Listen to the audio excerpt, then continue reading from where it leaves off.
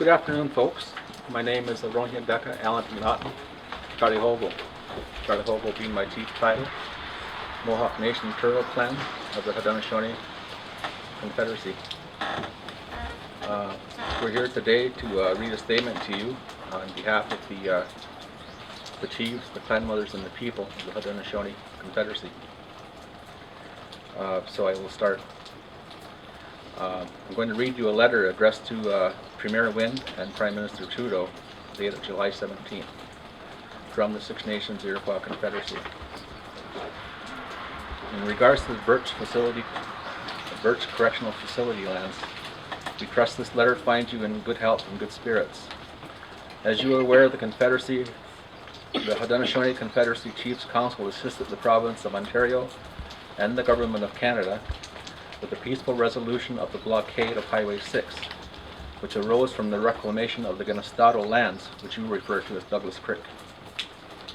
In consideration for the removal of the blockade on Highway 6, the province of Ontario had agreed to return the Burtch Correctional Facility lands to the Haudenosaunee Confederacy Chiefs Council. We have correspondence from the Honourable David Peterson and the Honourable Minister Gravel, both of which confirm the promise made by the province of Ontario to return the Burtch Correctional Facility lands to the Haudenosaunee people to be held in the same manner as they were in 1784. As you are aware, there was no band council, Indian Act, and or federal corporations in 1784. The province of Ontario is attempting to rely upon the process and system that was unlawfully imposed on the Haudenosaunee in 1924. We have now learned the province of Ontario has attempted to resile from its commitment to the Haudenosaunee Confederacy Chiefs Council by purportedly transferring the land to a federal corporation controlled by the Six Nations elected council, the Band Council.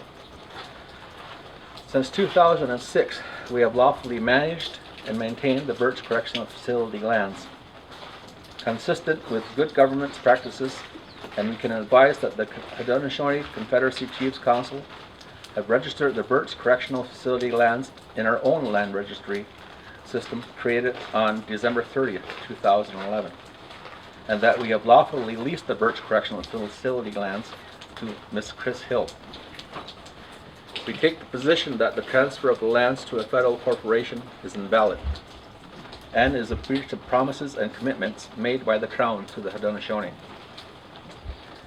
We can also advise that we will peacefully resist any attempt by the Six Nations elected council, the province of Ontario, and or Canada to interfere with Ms. Hill's lawful use of the Burtch Correctional Facility lands. We are concerned that the refusal by the province to honor commitments will result in Haudenosaunee individuals taking more steps to protect the jurisdiction of the Haudenosaunee Confederacy Chiefs Council. And we would urge you once again to return to negotiations so that we may find a peaceful resolution to the matters between us. In peace and friendship, signed O'Hahe's Leroy Hill, Secretary of the Confederacy Chiefs Council. This is to be CC'd to the Six Nations Band Council via email and the Honourable Justice Harper. Donna. So I'm O'Hahe's Leroy Hill. I'm the council secretary. I'm a sub-chief at Cayuga Nation, and one of the negotiators appointed by our government to deal with our lands. And I just want to make a statement in regards to how this all transpired, and the letter covers a lot of it.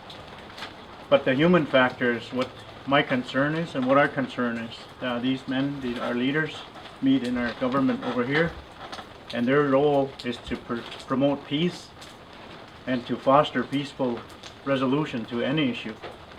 And this is quite concerning, the turn of events that is taking place, and our concern is for the peace. So it took a lot of effort from a lot of people to make this arrangement to open up Highway 6 and to have this Burtch Correctional land returned to the chiefs for our people. We're quite concerned at the direction that it seems to be the province of Ontario that is leading this effort in the wrong direction. don't think so.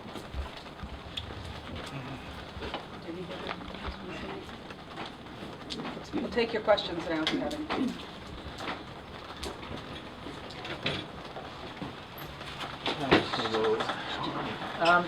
The question I have is, now that you've made this statement and wanted to peacefully resist, is there anything that you can tell us about how you're going to do that, seeing as they have gone to court and with an injunction to try to evict the person who has the farmer who has the lease with you? Is there anything you can tell us about where you plan to go from here with peaceful resistance? Well, I believe that part of that would be pretty much letting the public know, knowing what's going on as we're going now. But as to what exactly will occur on the ground, I believe that we're leaving it up to our people. We just hope that everything remains peaceful, and that in the end and foremost, we wish we could get back to the table and talk reason with the Crown. I don't believe that using the courts and corporal forces on our people is any way towards a path to peace or for the benefit of this community. Chief McNaughton, is this, in your observation, a clear violation of that agreement from Douglas Creek Estates? I believe it is a clear violation of our agreement for the return of the Burtch lands. As my friend here said, that we worked mighty hard at finding a way to find a peaceful resolution and to getting the barricades down, or convincing the people that they could come down, that would be of any benefit to us to take them down.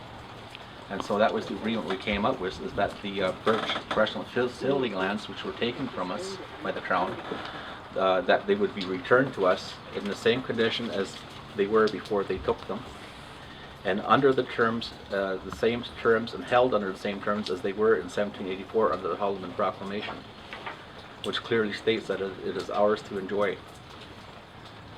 and to do whatever we want with it. Is there speculation? Forever.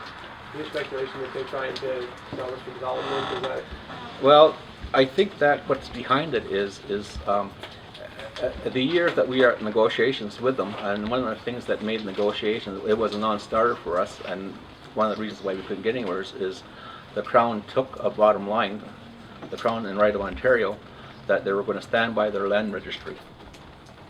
And if you go back to the agreement they made to return it as under the same terms of 1784, they did not have a land registry.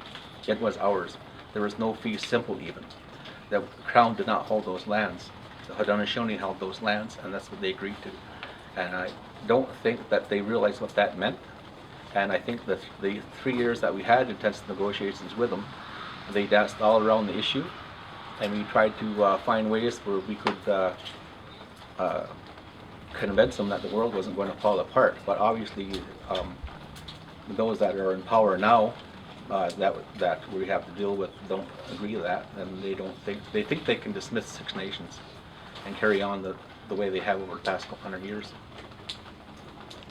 Is this transfer trying to pit the elected council versus the Haudenosaunee council? So I believe it is. And it's sad to think that we have an elected council that is falling for this. And you know, and especially and personally agrees me so that the one spearheading this movement on behalf of the elected council and what the province is doing, we're sitting right beside me in negotiations. So they should know better.